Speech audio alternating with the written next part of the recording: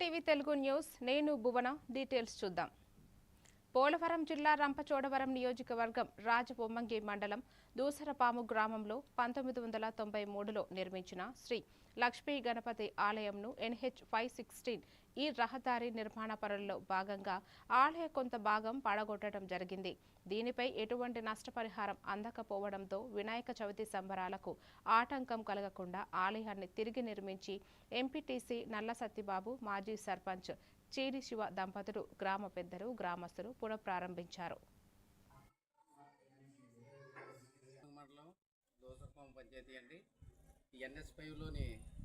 మాది గుడి తీసేయడం జరిగింది. మరి ఆ గుడి నిర్మాణం 3 సంవత్సరాలు అయినా సరే, మరి ఏ చిన్న కార్యక్రమం చేయగలిగినా సరే హిందూ సాంప్రదాయం ప్రకారం మరి గణపతి పూజ చేయాలి కాబట్టి గణపతి గుడికి వస్తున్నారు. మరి ఇక్కడ గుడి లేకపోవడంతో గ్రామస్తులంతా చాలా ఇబ్బంది పడుతున్నారు. మరి గుడి తీసేసారు కాబట్టి గ్రామస్తుల కోసం మళ్ళీ ఇక్కడ ఫోటో పెట్టి మేము ఈ గుడిని ఓపెన్ చేయడం జరిగిందండి. మరి ఈ యొక్క రోడ్డు వారు డబ్బులు వేసి మా యొక్క గుడి కట్టుకోవడానికి సహాయపడతారు. మరి ఇప్పుడు ఈ రోడ్డు పేరు చెప్పి తీసేయడం జరిగింది. మరి రోడ్డు వారు కానీ ఎంఆర్ ఆఫీస్ వాళ్ళు కానీ డిపార్ట్మెంట్ వాళ్ళు మరి దీన్ని ముందుకు తీసుకెళ్ళి ఆ డబ్బులు వేయడం జరిగితే మేము మంచిగా గుడి కట్టుకొని మరి సాంప్రదాయ ప్రకారం పూజలు జరుపుకోవడం జరుగుతుందండి. మరి గ్రామస్తులు చాలా ఇబ్బంది పడుతున్నారు కాబట్టి మరి ఎందుకంటే గత 2-3 సంవత్సరాల నుంచి రోడ్డు వైడనింగ్లో 516లో గుడి పోతుందని గుడి తీసేయమని మాకు రెవెన్యూ డిపార్ట్మెంట్ చుట్టూ రావడంతో మేము గుడి తీయడం జరిగింది. వాళ్ళ మాటలు ఆలకించి గుడి తీసేయడం జరిగింది. దాంట్లో విగ్రహాన్ని కూడా నీటిలో కలిపేయడం జరిగింది. మరి వేస్తారు అంటున్నారు కానీ వేయడం జరుగుతలేదు. మరి మాకు ఈ డబ్బులు త్వరలోనే వేస్తే ఈ గుడి నిర్మాణానికి మాకు సహకరించినట్టు ఉంటుందని కోరిపేస్తున్నాం. ఎందుకంటే రెవెన్యూ డిపార్ట్మెంట్ వాళ్ళు మాకు సర్పంచ్ గారిని మాకు గ్రామ పెద్దలందరికీ కూడా మీరు తీసేయండి, మీ డబ్బులు వేసేస్తా ఉన్నాడు, వేయడం జరగలేదు ఇప్పుడు వచ్చి. మరి ఈ డబ్బుల సంగతి ఏంటని మమ్మల్ని మాత్రం చాలా ఇబ్బందిగా ఉంటుంది. దయచేసి మరి విజయనగరంలోని శ్రీ పైడితల్లి అమ్మవారి నూతన శిఖర ప్రతిష్ఠ మహోత్సవం మహాకుంభాభిషేక కార్యక్రమంలో ఎంపీ కలిశెట్టి అప్పలనాయుడు, మంత్రి కొండపల్లి శ్రీనివాస్, ఎమ్మెల్యే అతిథి విజయలక్ష్మి గజపతిరాజుతో కలిసి పాల్గొన్నారు. గోవా గవర్నర్ అశోక్ గజపతిరాజు దంపతుల ఆధ్వర్యంలో జరిగిన యంత్ర శిఖర ప్రతిష్ఠ కార్యక్రమం భక్తి శ్రద్ధలతో సాగింది. ఈ సందర్భంగా ఎంపీ మాట్లాడుతూ పైడితల్లి అమ్మవారు ఉత్తరాంధ్ర ప్రజల ఆరాధ్య దైవమని, ఆమె ఆశీస్సులతో ప్రాంతం సుభిక్షంగా అభివృద్ధి చెందాలని ఆకాంక్షించారు. అలాగే ఆలయ అభివృద్ధికి పూసపాటి వంశం అందిస్తున్న సేవలను ప్రశంసించారు.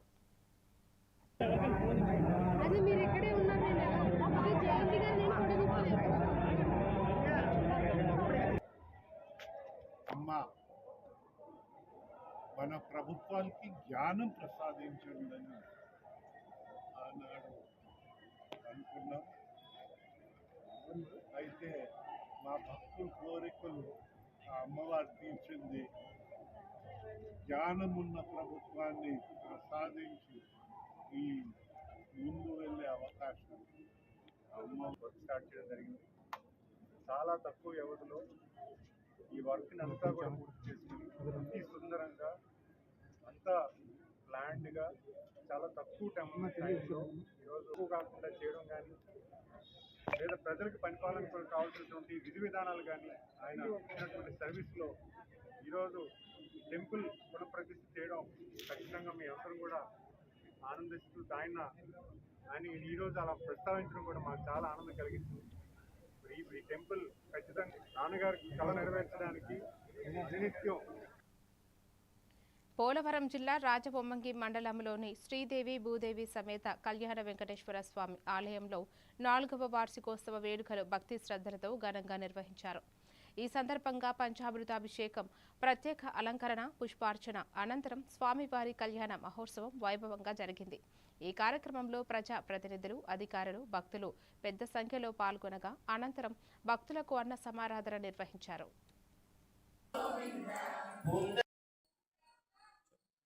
నమో వెంకటేశాయ.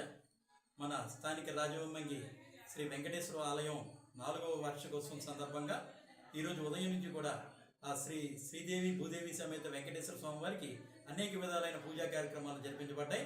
అనంతరం మధ్యాహ్నం 10 గంటల నుంచి ఉదయం 10 గంటల నుంచి స్వామివారికి కళ్యాణ మహోత్సవం జరిపించబడింది. కాకినాడ నుంచి వచ్చినటువంటి వాస్తవ్యులు ఈ యొక్క కళ్యాణ మహోత్సవాన్ని జరిపించారు.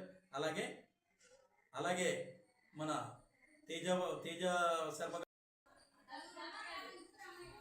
నమో వెంకటేశాయ. మా తాతయ్య, మా అమ్మ, మా నాన్నగారు, మా అమ్మగారు, నేను కాకినాడ నుంచి రాజమండ్రి వచ్చాం. వెంకటేశ్వర స్వామి ఆలయంలో స్వామికి కళ్యాణం చేయించడానికి వచ్చాం. ఓం నమో వెంకటేశాయ. ఈరోజు రాజోవంగి గ్రామంలో ఏం చేసి ఉన్న శ్రీ శ్రీదేవి భూదేవి సమేత శ్రీ కళ్యాణ వెంకటేశ్వర స్వామివారి యొక్క ఆలయం వద్ద స్వామివారి యొక్క దివ్య కళ్యాణ మహోత్సవం. ఈరోజు శ్రీ వెంకటేశ్వర స్వామివారి యొక్క దివ్య కళ్యాణ మహోత్సవం. విజయనగరం జిల్లా రెడ్ క్రాస్ సొసైటీ నూతన చైర్మన్ కంది వెంకట రమణ మీడియాతో మాట్లాడుతూ రక్తనిధి కేంద్రం ద్వారా సేకరించిన రక్తంలో 30% ప్రభుత్వ ఆసుపత్రులకు, అలాగే క్యాన్సర్, సికిల్ సెల్, తలసేమియా రోగులకు ఉచితంగా అందజేస్తున్నట్లు తెలిపారు. భవిష్యత్తులో తలసేమియా రోగుల కోసం రక్త మార్పిడి కేంద్రం, న్యాయ సేవ కేంద్రం, పేద మహిళలకు స్వయం ఉపాధి శిక్షణ, ఫిజియోథెరపీ సెంటర్ వంటి సేవలను దాతల సహకారంతో ప్రారంభించనున్నట్లు వెల్లడించారు. అంతేకాకుండా ఇక్కడ హోమ్లెస్ షెల్టర్ ఉందండి. అది గతంలో మున్సిపాలిటీ ఆధ్వర్యం ఉండేది. వాళ్ళు నిర్వహించలేక మన ఇండియన్ రెడ్ క్రాస్కి ఇస్తే దాన్ని నిరంతరం వాళ్ళని ఆదుకోవడానికి మనం ఉపయోగిస్తామండి. దానికి అదంతా మెరుగుదల కోసం మా యొక్క ఎంసీ మెంబర్ నుంచి ఒక వీరరాజు గారు ఆయన్ని మనం దానికి ఒక ఇన్ఛార్జ్గా వేసాం.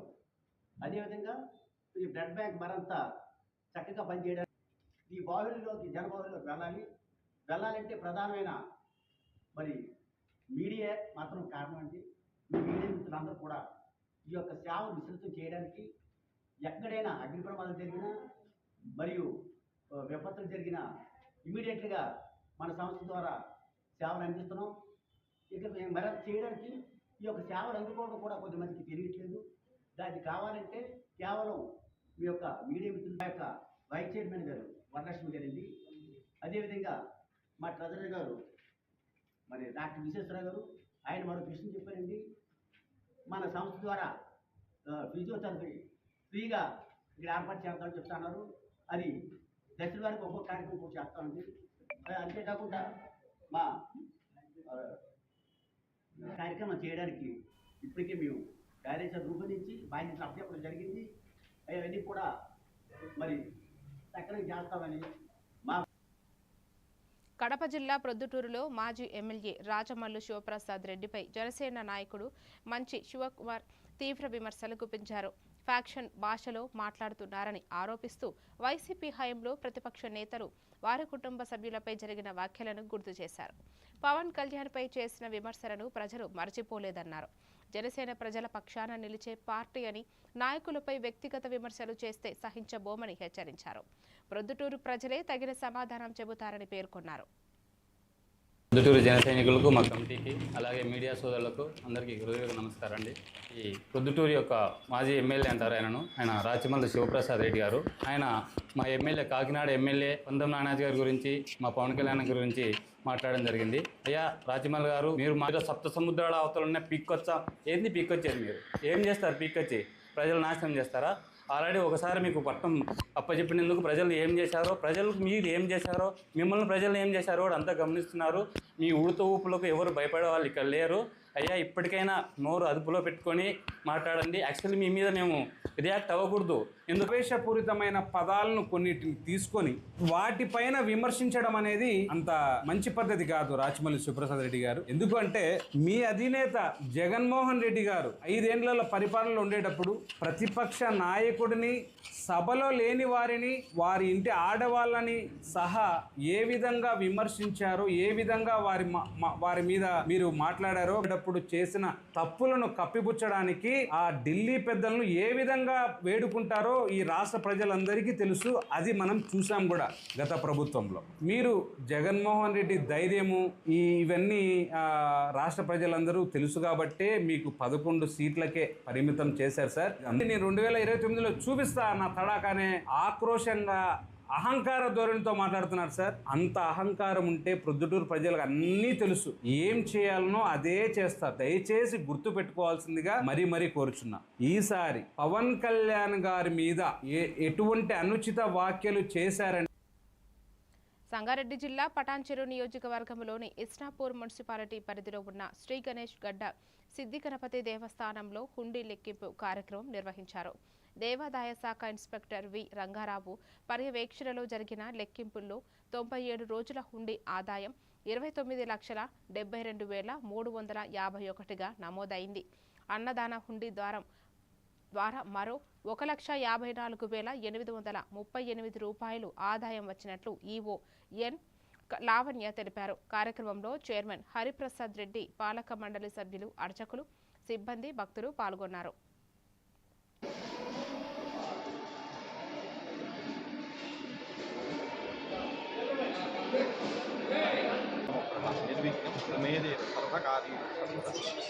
మన గణేష్ గడ్డ గ్రామ సుందరం మండలం పటాన్చెరు సంగారెడ్డి జిల్లాలో స్వయంభూగా వెలిసినటువంటి మన దేవస్థానంలో మీరు చూస్తున్నారు, ఇప్పటి వరకు చాలా అభివృద్ధి కార్యక్రమాలు జరపబడుతున్నాయి. అందులో భాగంగా మన కార్యనిర్వహణాధికారి, అలాగే ట్రస్ట్ బోర్డు ధర్మకర్తల మండలి చైర్మన్, సభ్యులు, గ్రామ పెద్దలు అందరి సహకారంతో ముందుకెళ్తున్నాము. అదేవిధంగా మనకు ప్రతి నెల వచ్చేటటువంటి సంకష్టాల లావణ్య, శ్రీ గణేష్ గడ్డ దేవస్థానం కార్యనిర్వహణాధికారి. ఈరోజు 97 రోజులకు గాను దేవస్థానం నందు హుండీ లెక్కింపు కార్యక్రమం జరిగింది.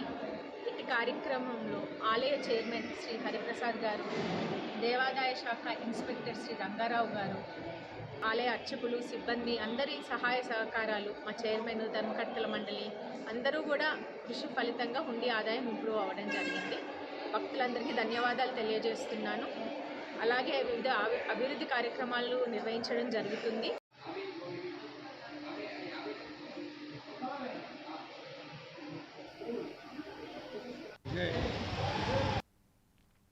కాకినాడ జిల్లా తాళ్లరేవు మండలం పాతకోరంగి గ్రామంలో విద్యుత్ షార్ట్ సర్క్యూట్ కారణంగా పశువుల షెడ్లో భారీ అగ్ని ప్రమాదం చోటు చేసుకుంది. రైతు కటూరి శ్రీనివాసరావుకు చెందిన షెడ్ పూర్తిగా దగ్ధమవగా ఒక ముర్ర గేదె, ఒక ఆవు మృతి చెందాయి. మరో గేదె, ఆవు, 2 లేగ దూడలు తీవ్రంగా గాయపడ్డాయి. పశువుల మేత కోసం నిల్వ చేసిన గడ్డివాము కూడా అగ్నికి ఆహుతైంది. ఈ ఘటనలో సుమారు 4 లక్షల నష్టం వాటిల్లినట్లు రైతులు తెలిపారు.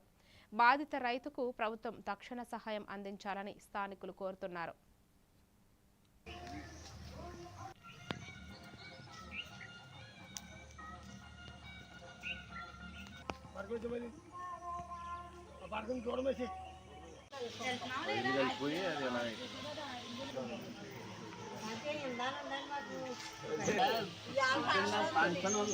అండి, పాతకోరంగి కట్టూరు శ్రీనివాసరావు అనే రైతు డోల షెడ్ కాలిపోయిందండి. డోల షెడ్ వచ్చి 1 లక్ష రూపాయలు వాల్యూ చేస్తుంది. మొర్రా గేదె కాలిపోయిందండి. మొర్రా గేదె డ్యామేజ్ అయిందండి. ఆవు ఒకటి కాలిపోయింది, ఆవు డ్యామేజ్ అయింది, ఒక ఆవు చచ్చిపోయిందండి. కట్టూరు శ్రీనివాస్ అండి, పాతకోరంగి, తాళ్లరేవు మండలం, కాకినాడ జిల్లా. నైట్ 12:30, 1 గంట మధ్యలో షార్ట్ సర్క్యూట్ అయ్యి పాక, గేదెలు, ఒక ఆవు, గేది, మొత్తం గడ్డి మెట్లు అన్ని కలిపినాయి. మొత్తం కల్లగంగాధరం అన్న పేరు, మా పక్క ఇంటి ఆయన చౌదరి గారు. ఇలాగ అయ్యిందండి. అతిగా వచ్చే మేము ఫైర్ ఇంజిన్కి చాలా చెప్పి ట్రై చేసాం సార్, రెస్పాండ్ అవ్వలేదు. మరి ఇలాంటప్పుడు మాకు రెస్పాండ్ అవ్వకపోతే ఎలాగండి చెప్పండి, గవర్నమెంట్ కూడా ఆదుకోకపోతే ఫైర్. బాపట్ల జిల్లా కారంచేడు మండలంలోని వాడరేవు పిడుగురల్ల 167A జాతీయ రహదారిపై రోడ్డు ప్రమాదం జరిగింది. రహదారి ప్రక్కన మొక్కలకు నీరు పోస్తూ భద్రతా చర్యలు తీసుకోకుండా నీటి లారీని నిలిపివేయడంతో వెనుక నుంచి వచ్చిన కారు బలంగా ఢీకొట్టింది. ప్రమాద తీవ్రతకు కారు పల్టీలు కొడుతూ పొలంలోకి దూసుకెళ్లింది. ఈ ఘటనలో 2 ప్రయాణికులు గాయపడగా హైవే అంబులెన్స్ సిబ్బంది వారిని ఆసుపత్రికి తరలించారు. ఘటనపై కారంచేడు పోలీసులు కేసు నమోదు చేసి దర్యాప్తు చేస్తున్నారు.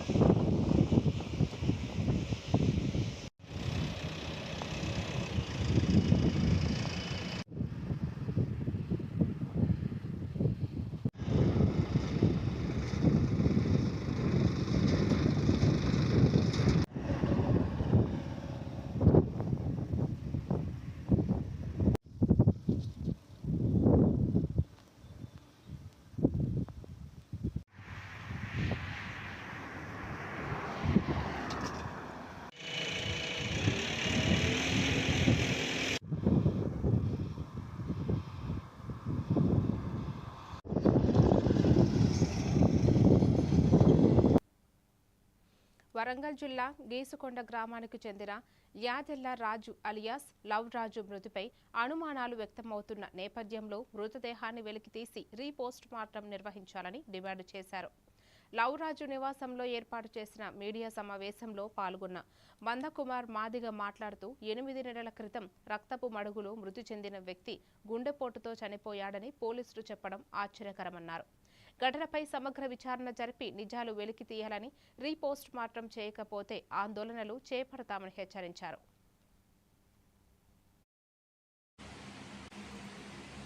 వెంటనే ప్రభుత్వం రీపోస్ట్ మార్టం నిర్వహించి పైన గాయాలు ఉంటాయి. అంటే ఇక్కడ పరిస్థితి ఏంటంటే ఈ శవాన్ని ఎక్కడో చంపి తీసుకొచ్చి అక్కడ వేసినట్టు ఆధారాలు మాకు కనబడుతున్నాయి. మీకు ఏమైనా మీ అనుమానాలు ఉన్నాయి? మాకు అనుమానాలు ఏంటంటే మరి ఇంతకుముందు